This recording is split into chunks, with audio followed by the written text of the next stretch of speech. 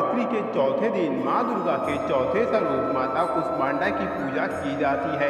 इस दिन रोज की भांति सबसे पहले कलश की पूजा कर माता कुष्मांडा को नमन करें। इस दिन पूजा में बैठने के लिए हरे रंग के आसन का प्रयोग करना बेहतर होता है। माँ कुष्मांडा को इस निवेदन के साथ जल और पुष्प अर्पित करें कि उनके आशीर्वाद से आपका और आपके स्वजनों का स्वास्थ्य अच्छा रहे। तो अगर आपके घर में कोई लंबे समय से बीमार है तो इस दिन माँ को खास निवेदन करें, उनके अच्छे स्वास्थ्य की कामना करें। देवी माता को पूरे मन से फूल, धूप, गंध, भोग चढ़ाएं। माँ कुष्मांडा को विविध प्रकार के फलों का भोग अपनी क्षमता अनुसार लगाएं। तो अब हम माता कुष्मांडा के दिव्य मंत्र का 108 बार जाप एवं श्रवण करेंगे। तो इस मंत्र को श्रवण करने से पहले मेरी आप सभी से एक विनती है कि आप मंत्र की महिमा चैनल को सब्सक्राइब कर लें और वीडियो को एक लाइक कर कमेंट में जय माँ कुष्मांडा लिखना ना भूलें। इससे माता की कृपा आप पर बनी रहेगी और ऐसे ही धार्मिक वीडियो आपको मिलते रहेंगे। चलिए अब हम मंत्र का श्रवण एवं जाप करते हैं।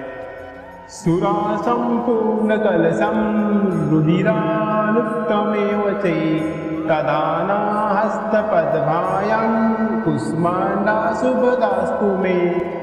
सुरा संपूर्ण कलशम रुधिरानुक्तमेव चे तदाना हस्तपद्भायां कुष्मांडा शुभदास्तु मे।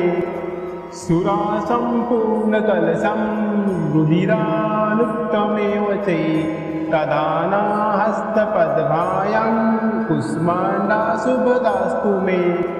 सुरा संपूर्ण कलशम रुधिरानुक्तमेव चे तदाना हस्तपद्भायां कुष्मांडा शुभदास्तु मे। सुरा संपूर्ण कलशम रुधिरानुक्तमेव चे तदाना हस्तपद्भायां कुष्मांडा शुभदास्तु मे। सुरा संपूर्ण कलशम रुधिरानुक्तमेव चे तदाना हस्तपद्भायां कुष्मांडा शुभदास्तु मे। सुरा संपूर्ण कलशम रुधिरानुक्तमेव चे तदाना हस्तपद्भायां कुष्मांडा शुभदास्तु मे। सुरा संपूर्ण कलशम रुधिरानुक्तमेव चे तदाना हस्तपद्भायां कुष्मांडा शुभदास्तु मे।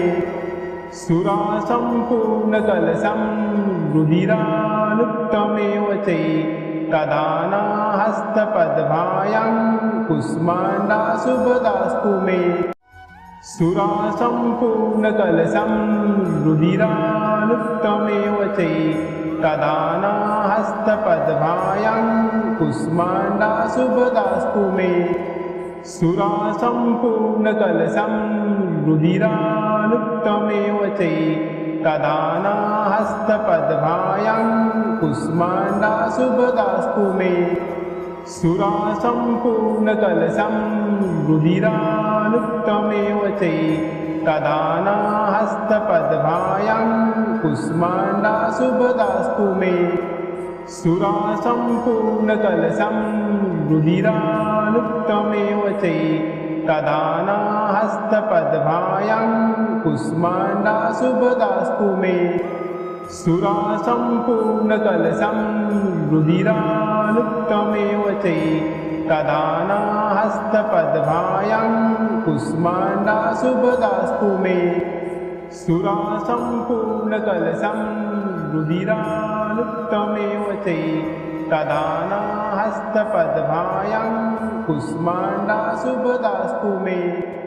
सुरा संपूर्ण कलशम रुधिरानुक्तमेव चे तदाना हस्तपद्भायां कुष्मांडा शुभदास्तु मे।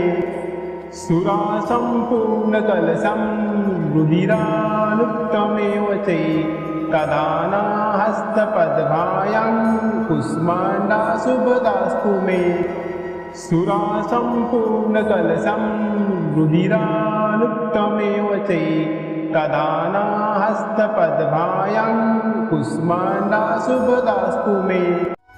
सुरासम्पूर्णकलशं रुधिरालुप्तमेव चैतदानाहस्तपद्भायां कुष्माण्डा शुभदास्तु मे। सुरासम्पूर्णकलशं रुधिरालुप्तमेव चैतदानाहस्तपद्भायां कुष्माण्डा शुभदास्तु मे। सुरासम्पूर्णकलशं रुधिरालुप्तमेव चैतदानाहस्तपद्भायां कुष्माण्डा शुभदास्तु मे। सुरासम्पूर्णकलशं रुधिरालुप्तमेव चैतदानाहस्तपद्भायां कुष्माण्डा शुभदास्तु मे। सुरासम्पूर्णकलशं रुधिरालुप्तमेव चैतदानाहस्तपद्भायां कुष्माण्डा शुभदास्तु मे। सुरासम्पूर्णकलशं रुधिरालुप्तमेव चैतदानाहस्तपद्भायां कुष्माण्डा शुभदास्तु मे। सुरासम्पूर्णकलशं रुधिरालुप्तमेव चैतदानाहस्तपद्भायां कुष्माण्डा शुभदास्तु मे। सुरासम्पूर्णकलशं रुधिरालुप्तमेव चैतदानाहस्तपद्भायां कुष्माण्डा शुभदास्तु मे। सुरासम्पूर्णकलशं रुधिरालुप्तमेव चैतदानाहस्तपद्भायां कुष्माण्डा शुभदास्तु मे। सुरासम्पूर्णकलशं रुधिरालुप्तमेव चैतदानाहस्तपद्भायां कुष्माण्डा शुभदास्तु मे। सुरासम्पूर्णकलशं रुधिरालुप्तमेव चैतदानाहस्तपद्भायां कुष्माण्डा शुभदास्तु मे। सुरासम्पूर्णकलशं रुधिरालुप्तमेव चैतदानाहस्तपद्भायां कुष्माण्डा शुभदास्तु मे। सुरासम्पूर्णकलशं रुधिरालुप्तमेव चैतदानाहस्तपद्भायां कुष्माण्डा शुभदास्तु मे। सुरासम्पूर्णकलशं रुधिरालुप्तमेव चैतदानाहस्तपद्भायां कुष्माण्डा शुभदास्तु मे।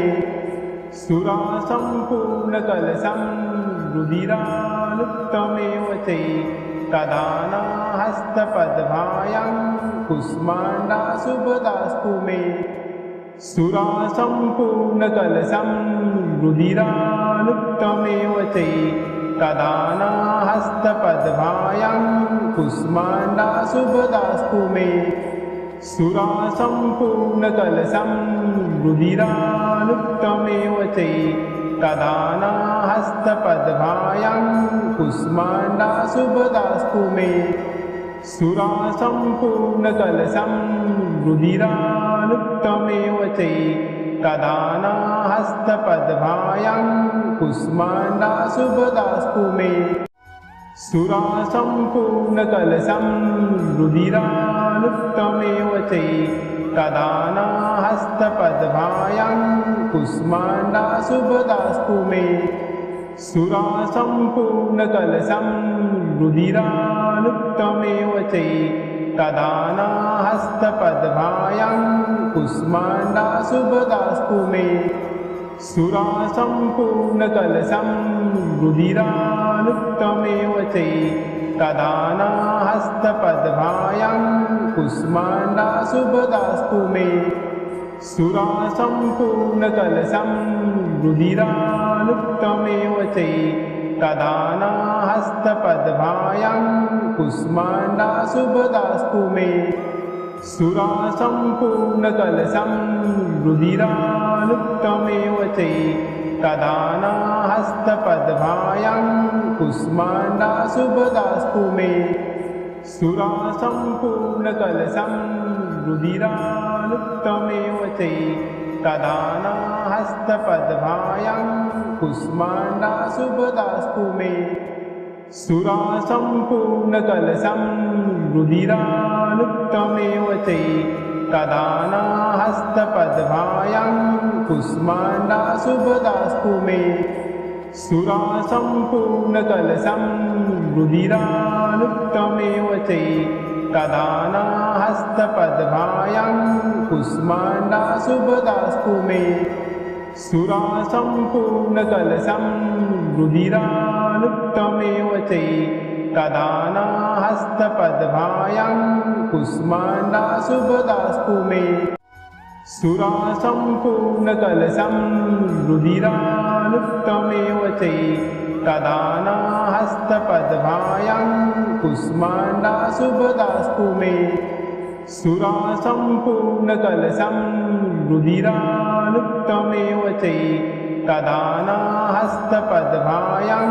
कुष्माण्डाशुभदास्तु मे सुरासम्पूर्णकलशं रुधिरालुप्तमेव च तदानाहस्तपद्भायां कुष्माण्डाशुभदास्तु मे सुरासम्पूर्णकलशं रुधिरालुप्तमेव च तदानाहस्तपद्भायां कुष्माण्डाशुभदास्तु मे सुरासम्पूर्णकलशं रुधिरालुप्तमेव च तदानाहस्तपद्भायां कुष्माण्डाशुभदास्तु मे सुरासम्पूर्णकलशं रुधिरालुप्तमेव च तदानाहस्तपद्भायां कुष्माण्डाशुभदास्तु मे सुरासम्पूर्णकलशं रुधिरालुप्तमेव च तदानाहस्तपद्भायां कुष्माण्डाशुभदास्तु मे सुरासम्पूर्णकलशं रुधिरालुप्तमेव च तदानाहस्तपद्भायां कुष्माण्डाशुभदास्तु मे सुरासम्पूर्णकलशं रुधिरालुप्तमेव च तदानाहस्तपद्भायां कुष्माण्डाशुभदास्तु मे सुरासम्पूर्णकलशं रुधिरालुप्तमेव च तदानाहस्तपद्भायां कुष्माण्डाशुभदास्तु मे सुरासम्पूर्णकलशं रुधिरालुप्तमेव च तदानाहस्तपद्भायां कुष्माण्डाशुभदास्तु मे सुरासम्पूर्णकलशं रुधिरालुप्तमेव च तदानाहस्तपद्भायां कुष्माण्डाशुभदास्तु मे सुरासम्पूर्णकलशं रुधिरालुप्तमेव च तदानाहस्तपद्भायां कुष्माण्डाशुभदास्तु मे सुरासम्पूर्णकलशं रुधिरालुप्तमेव च तदानाहस्तपद्भायां कुष्माण्डाशुभदास्तु मे सुरासम्पूर्णकलशं रुधिरालुप्तमेव च तदानाहस्तपद्भायां कुष्माण्डाशुभदास्तु मे सुरासम्पूर्णकलशं रुधिरालुप्तमेव च तदानाहस्तपद्भायां कुष्माण्डाशुभदास्तु मे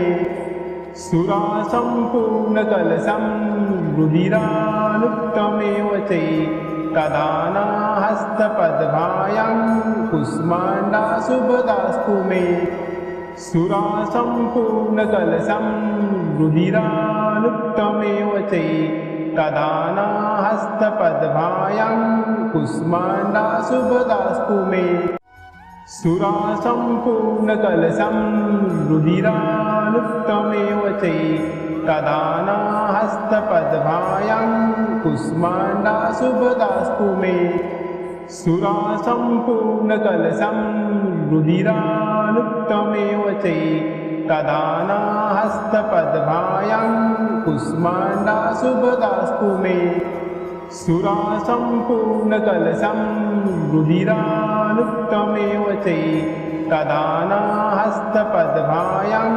कुष्माण्डाशुभदास्तु मे सुरासम्पूर्णकलशं रुधिरालुप्तमेव च तदानाहस्तपद्भायां कुष्माण्डाशुभदास्तु मे सुरासम्पूर्णकलशं रुधिरालुप्तमेव च तदानाहस्तपद्भायां कुष्माण्डाशुभदास्तु मे सुरासम्पूर्णकलशं रुधिरालुप्तमेव च तदानाहस्तपद्भायां कुष्माण्डाशुभदास्तु मे सुरासम्पूर्णकलशं रुधिरालुप्तमेव च तदानाहस्तपद्भायां कुष्माण्डाशुभदास्तु मे सुरासम्पूर्णकलशं रुधिरालुप्तमेव च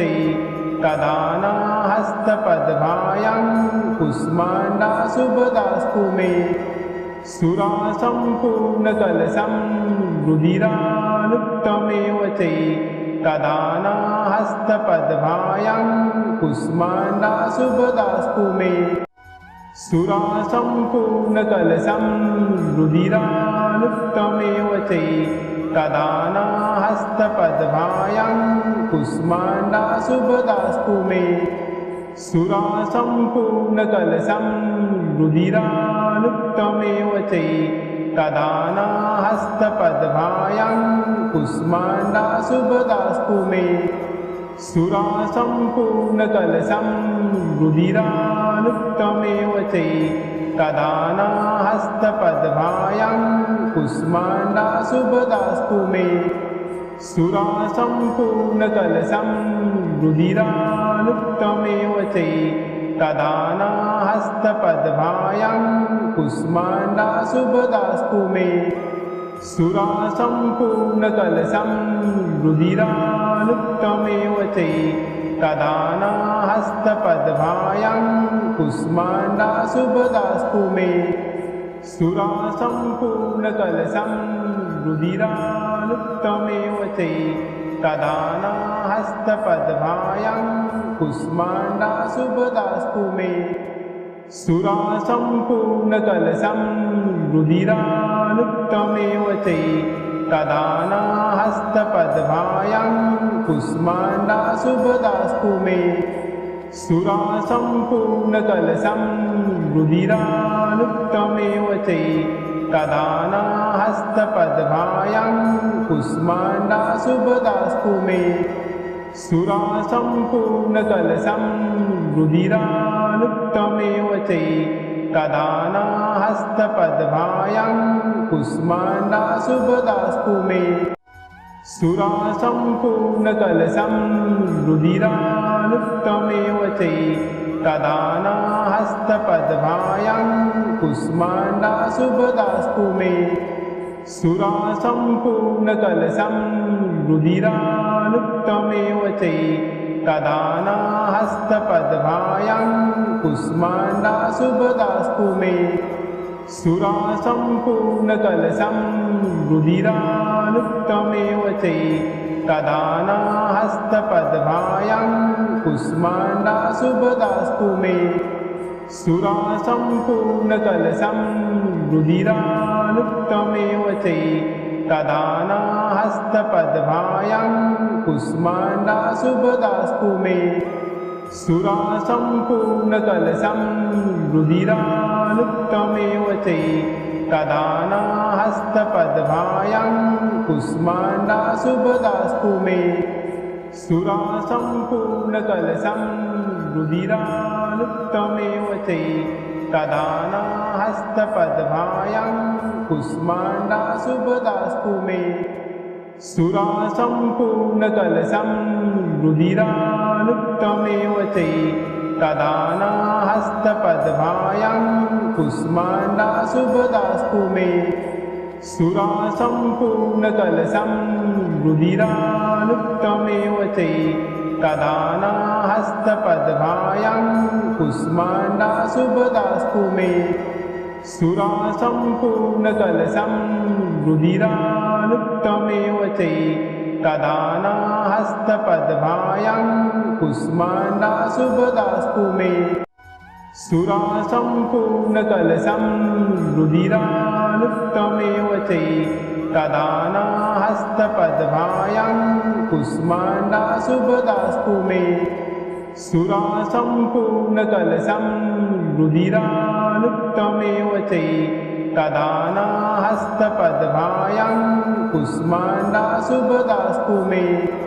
सुरासम्पूर्णकलशं रुधिरालुप्तमेव चैतदानाहस्तपद्भायां कुष्माण्डाशुभदास्तु मे।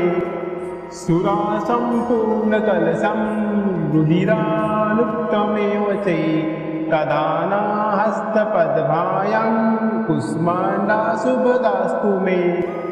सुरासम्पूर्णकलशं रुधिरालुप्तमेव चैतदानाहस्तपद्भायां कुष्माण्डाशुभदास्तु मे। सुरासम्पूर्णकलशं रुधिरालुप्तमेव चैतदानाहस्तपद्भायां कुष्माण्डाशुभदास्तु मे। सुरासम्पूर्णकलशं रुधिरालुप्तमेव चैतदानाहस्तपद्भायां कुष्माण्डाशुभदास्तु मे। सुरासम्पूर्णकलशं रुधिरालुप्तमेव चैतदानाहस्तपद्भायां कुष्माण्डाशुभदास्तु मे।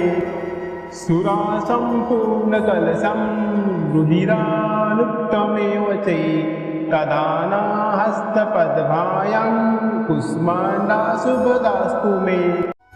सुरासम्पूर्णकलशं रुधिरालुप्तमेव चैतदानाहस्तपद्भायां कुष्माण्डाशुभदास्तु मे। सुरासम्पूर्णकलशं रुधिरालुप्तमेव चैतदानाहस्तपद्भायां कुष्माण्डाशुभदास्तु मे। सुरासम्पूर्णकलशं रुधिरालुप्तमेव चैतदानाहस्तपद्भायां कुष्माण्डाशुभदास्तु मे। सुरासम्पूर्णकलशं रुधिरालुप्तमेव चैतदानाहस्तपद्भायां कुष्माण्डाशुभदास्तु मे। सुरासम्पूर्णकलशं रुधिरालुप्तमेव चैतदानाहस्तपद्भायां कुष्माण्डाशुभदास्तु मे। सुरासम्पूर्णकलशं रुधिरालुप्तमेव चैतदानाहस्तपद्भायां कुष्माण्डाशुभदास्तु मे। सुरासम्पूर्णकलशं रुधिरालुप्तमेव चैतदानाहस्तपद्भायां कुष्माण्डाशुभदास्तु मे। सुरासम्पूर्णकलशं रुधिरालुप्तमेव चैतदानाहस्तपद्भायां कुष्माण्डाशुभदास्तु मे। सुरासम्पूर्णकलशं रुधिरालुप्तमेव चैतदानाहस्तपद्भायां कुष्माण्डाशुभदास्तु मे।